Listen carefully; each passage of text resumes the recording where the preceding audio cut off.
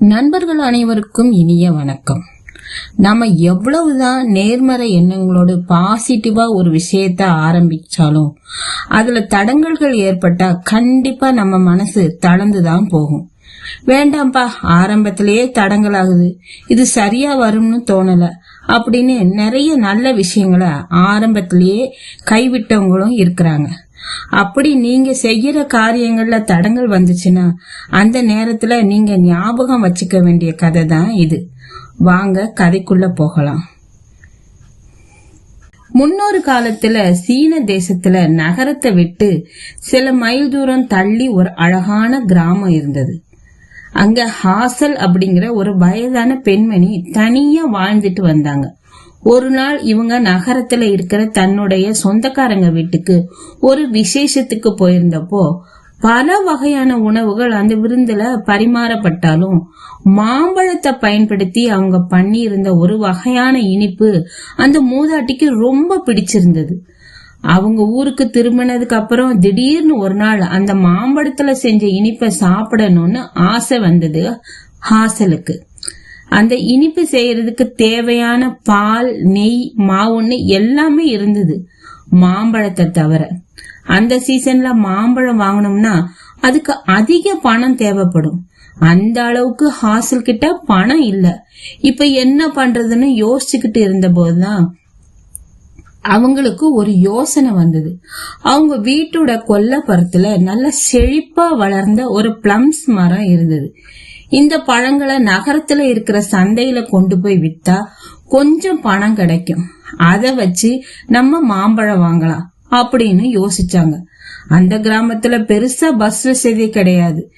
அப்பப்ப சில மாட்டு வண்டிகள் நகரத்துக்கும் இந்த கிராமத்துக்கும் மக்களை கூட்டிட்டு போயிட்டு வரும். அப்படி ஒரு மாட்டு வண்டியில ஹாசல் ஏறின போது அதே வண்டியில ஒரு இளம் பெண்ணும் இருந்தா. அவ அங்க இருக்கிற கோழி பண்ணையில வேலை செய்யற பொண்ணு. அவளும் இந்த மூதாட்டி வச்சிருக்கிற மாதிரியே ஒரு மூடி போட்ட கூடை வச்சிருந்தா.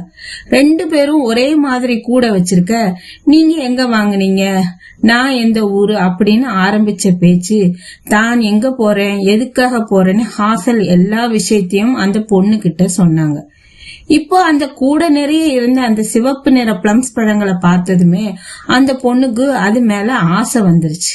ஆனா அவகிட்ட அதுக்கு மாற்றா கொடுக்கறதுக்கு மாம்பழங்களோ இல்ல, அந்த அளவுக்கு பணமும் இல்ல.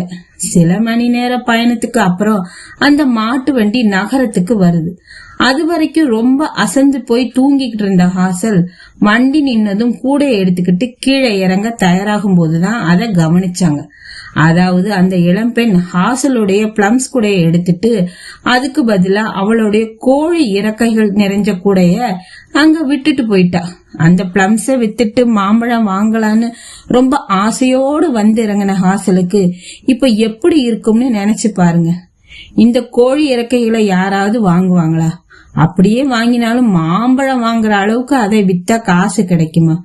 அடுத்து என்ன பண்றது அப்படின்னு யோசிச்சுக்கிட்டே கால் போன போக்குல நடந்து போறாங்க.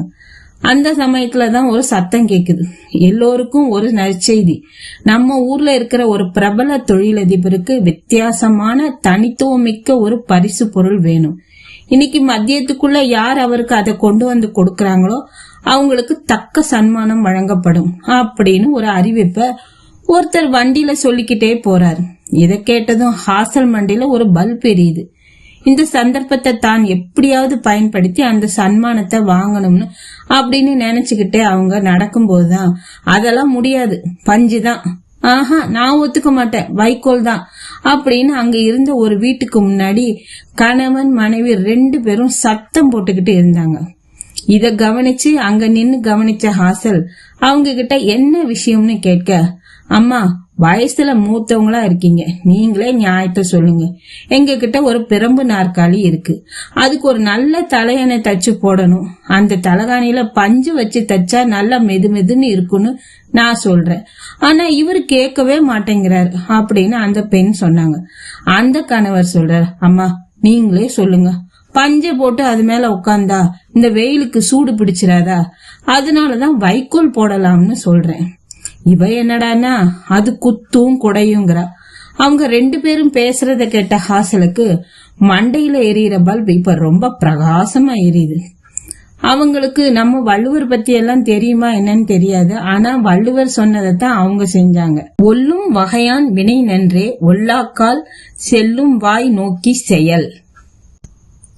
எதுக்கு இந்த குறளை சொல்றேன்னு நினைக்கிறீங்களா? அதுக்கான காரணத்தை கதையோட கடைசியில சொல்றேன். இப்ப இந்த மூதாட்டி என்ன பண்ணாங்கன்னா, இங்க பாருங்க தம்பி, என்னோட அனுபவத்துல சொல்றேன். எனக்கு தெரிஞ்சு ஒரு நல்ல தலகாணி செய்யறதுக்கு இந்த ரெண்டுமே சரிப்பட்டு வராது. அதுக்கு பதிலா ரொம்ப மெலிசான இறக்கைகளை பயன்படுத்தி செஞ்சீங்கன்னா மெத்த ரொம்ப மெதுவா இருக்கும், சூடும் வராது அப்படின்னு சொல்லி தன்கிட்ட இருந்த இறக்கைகளை அவங்க கிட்ட கொடுக்கறாங்க. எப்படியும் இதுக்கு அதிகம் பணம் கேட்க முடியாது. அதனால பேசாம அந்த தொழிலதிபரோட அறிவிப்பை சொல்லி அதுக்கு அவங்களால ஏதாவது உதவி பண்ண முடியுமான்னு கேட்கலான்னு யோசிக்கிறாங்க.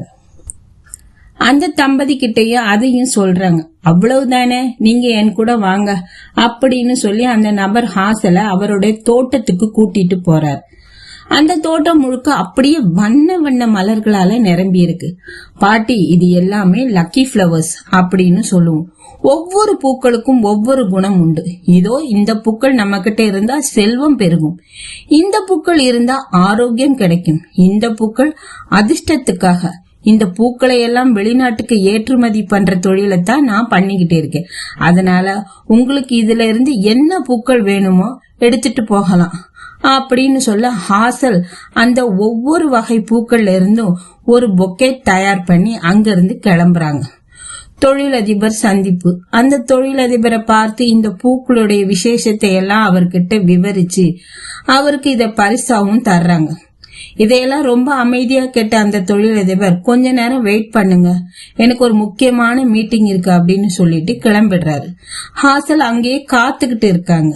சுமார் 2 மணி நேரத்துக்கு அப்புறம் அந்த தொழிலதிபர் வந்து ஹாசல பாக்குறாரு. அவர் முகத்துல அவ்வளவு சந்தோஷம். பாட்டி, பக்கத்து தேசத்துல இருந்து என் தொழில் சம்பந்தமான பேச்சுவார்த்தைக்காக ஒரு வெளிநாட்டு தம்பதிகள் வந்திருந்தாங்க. அவங்களுக்கு தனித்துவமான பொருட்கள்னா ரொம்ப பிடிக்கும். கேள்விப்பட்டு ஒரு அழகான பரிசு வாங்கி வச்சிருந்தேன். ஆனா இன்னைக்கு காலையில என்னோட சின்ன பையன் அதை தெரியாம போட்டு உடைச்சிட்டான். கடைசி நேரத்துல என்ன பொருளை வாங்குறது என்ன பண்றதுன்னு தெரியாம தவிச்சுக்கிட்டு இருந்த போதுதான் உங்க உதவி கிடைச்சது. இதுல எல்லா பெருசா எனக்கு நம்பிக்கை இல்லைனாலும் வேற வழி இல்லாமத்தான் இந்த பூக்களை கொண்டு போய் அவங்க கிட்ட கொடுத்தேன். ஆனா அவங்களுக்கு அந்த பூக்களை ரொம்ப பிடிச்சிருக்கு, இந்த பூக்களை பத்தி தெரிஞ்சிருக்கு.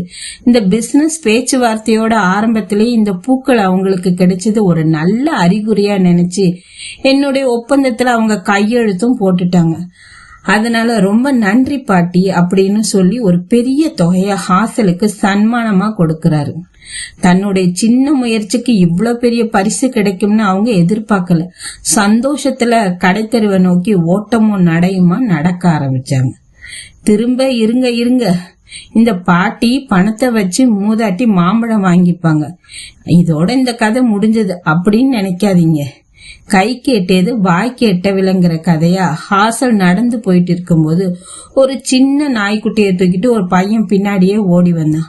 பாட்டி பாட்டி பிளீஸ் பாட்டி, இந்த நாய்க்குட்டிய வாங்கிக்கங்க பாட்டி, 2 நாளா என் குடும்பத்துல யாருமே சாப்பிடல பாட்டி, என்கிட்ட இந்த நாயை தவிர விக்கிறதுக்கு வேற எதுவுமே இல்ல பாட்டி, பிளீஸ் பாட்டி அப்படின்னு கெஞ்சவும் ஒரு வார்த்தை கூட பேசாம தன் கையில இருந்த பணத்தை அந்த பையன்கிட்ட கொடுத்துட்டு அந்த நாய்க்குட்டிய வாங்கி தன் கூடைக்குள்ள போட்டுட்டு நடக்க ஆரம்பிச்சாங்க ஹாசல். இப்ப திரும்பவும் ஆரம்ப கட்டத்துக்கே வந்து நின்ன மாதிரி இருந்தது. அந்த தெருமுனைய கூட அவங்க தாண்டி இருக்க மாட்டாங்க. அப்போ காம்பவுண்ட் வால் போட்ட ஒரு பெரிய வீட்டுல இருந்து ஒரு வயசானவர் கதவை திறந்துட்டு வெளியே வந்தாரு. இங்க ஒரு நாய்க்குட்டி சத்தம் கேட்டுச்சு, அது உங்களுடையதா? இந்த ஏரியால கொஞ்சம் திருடுங்க தொல்லை ஜாஸ்தி, இந்த வீட்டுல நான் தனியா இருக்கேன், எனக்கு ஒரு மாதிரி பயமாவே இருக்கு, ஒரு நாய்க்குட்டி வளர்த்தீங்கன்னா வெளியால் யாராவது வந்து அது கத்தும், அப்ப நீங்க உஷார் ஆயிடலாம்னு ஒருத்தவங்க சொன்னாங்க. ஆனா பாருங்க, வெளியில போய் நாய்க்குட்டி வாங்குறதுக்கு என்னால முடியல அப்படின்னு அவர் சொல்லிக்கிட்டே இருக்கும் போதே ஹாசலுடைய கூடையில் இருந்து மறுபடியும் அந்த நாய் குறைச்சது. அப்புறம் என்ன நடந்திருக்குன்னு உங்களுக்கே தெரியும். அந்த நாய்க்குட்டிய அந்த பெரியவர்கிட்ட கொடுத்துட்டு ஹாசல் கிளம்ப முற்படும் போது, அட இப்படி வாசலோடு போனா எப்படி, உள்ள வந்து கொஞ்சம் பழங்களாவது சாப்பிட்டு போங்க அப்படின்னு சொல்லி ஹாசலை ரொம்ப கட்டாயப்படுத்தி அந்த முதியவர் உள்ள கூப்பிடுறாரு. அந்த கேட்டை திறந்துட்டு ஹாசல் உள்ள போகும்போது அந்த வீட்டுக்கு முன்னாடி நல்ல உயரமா கம்பீரமா கொத்தா மாம்பழத்தோட ஒரு பெரிய மாமரம் இருந்தது. ஹாசலுக்கு அப்படியே ஏதோ புதையல பார்த்த மாதிரி இருந்தது. அந்த பெரியவர் கூட உட்கார்ந்து காஃபி சாப்பிடும்போது அன்னைக்கு காலையில இருந்து மாம்பழத்தை தேடி அவங்களோட பயணத்தை ஹாசல் விவரிக்க, இங்க பாருங்க ஹாசல், இனிமே நீங்க எப்ப வேணும்னாலும் இங்க வரலாம். மாம்பழங்கள் என்ன, உங்களுக்கு பிடிச்ச எந்த பழத்தை வேணாலும் நீங்க எடுத்துட்டு போலாம். அடிக்கடி நீங்க இங்க வந்தீங்கன்னா எனக்கும் பேச்சு துணைக்கு ஒரு ஆள் கிடைச்ச மாதிரி இருக்கும் அப்படின்ற மாதிரி அந்த பெரியவர் சிரிக்க அவங்களுக்குள்ள ஒரு அழகான நட்பு உருவானது. அன்னைக்கு ராத்திரியே ஹாசல் அந்த மாம்பழ இனிப்பை செஞ்சு சாப்பிடவும் செஞ்சாங்க. ஹாசலுடைய இந்த பயணத்துக்கு சாதாரணமா பார்த்தா எல்லாமே நமக்கு தடங்களாலதான் தெரியும். பிளம்ஸை கொடுத்து மாம்பழம் வாங்க நினைச்சாங்க, தடங்கள். இறக்கைகளுக்கு பதிலா மாம்பழம் வாங்க நினைச்சாங்க, தடங்கள். அந்த பூக்களை கொடுத்து சன்மானத்துல மாம்பழம் வாங்க நினைச்சாங்க, அதுவும் தடங்கள். இந்த பிளம்ஸ் தன் கையை விட்டு போன போது ஹாசல் தன் தேடலை அதோட விடல. அவங்களுக்கு ஏற்பட்ட தடங்களை ஒரு வாய்ப்பா மாத்தினாங்க. அந்த இறக்கைகளை பூக்களா மாத்தினாங்க. பூக்களை வச்சு சன்மானம் வாங்கினாங்க. இதையேதான் வள்ளுவரும் சொல்லியிருக்காரு. ஒல்லும் வகையான வினை நன்றே ஒல்லாக்கால் செல்லும் வாய் நோக்கி செயல். உன்னால முடிகிற இடங்கள்ல எல்லாம் வாய்ப்பு கிடைக்கும் போதெல்லாம் நினைக்கிறத செஞ்சு முடி. அப்படி அதை செய்ய முடியாதபடி ஒரு முட்டுக்கட்டை வந்துச்சுன்னா என்ன செஞ்சா உன் செயலை முடிக்கிறதுக்கு உண்டான வழி கிடைக்குமோ அதை செஞ்சு உன்னுடைய செயலை முடிக்க பாரு அப்படின்னு வள்ளுவர் சொல்றாரு. அப்படி தனக்கு ஏற்பட்ட தடங்களை எல்லாத்தையும் வாய்ப்புகளா மாத்தி ஹாசல் தனக்கு வேணுங்கிறத சாதிச்சாங்க. ஆங்கிலத்துல ஒரு மேற்கோள் இருக்கு, what you are seeking is seeking you as well. நீங்கள் எதை அடைய வேண்டும் என்று தேடுகிறீர்களோ அது உங்களிடம் வந்து சேர உங்களை தேடிக்கொண்டிருக்கிறது. பணம், புகழ், அன்புன்னு உங்க தேடல் எதுவானாலும் இருக்கலாம். எவ்வளவு தடங்கல்கள் வந்தாலும் அந்த தேடல் உங்களுக்கு வேணுங்கிறத உங்ககிட்ட வந்து சேர்க்கும். இந்த கதை உங்களுக்கு ரொம்ப பிடிச்சிருக்குன்னு நினைக்கிறேன். இந்த கதையை லைக் பண்ணுங்க, ஷேர் பண்ணுங்க, மறக்காம சேனலை சப்ஸ்கிரைப் பண்ணுங்க. உங்கள் கருத்துக்களை கமெண்ட் செக்ஷன்ல பதிவிடுங்க. மற்றும் ஒரு கதையுடன் உங்களிடம் விடைபெறுவது உங்கள் ரசூல் பிவி.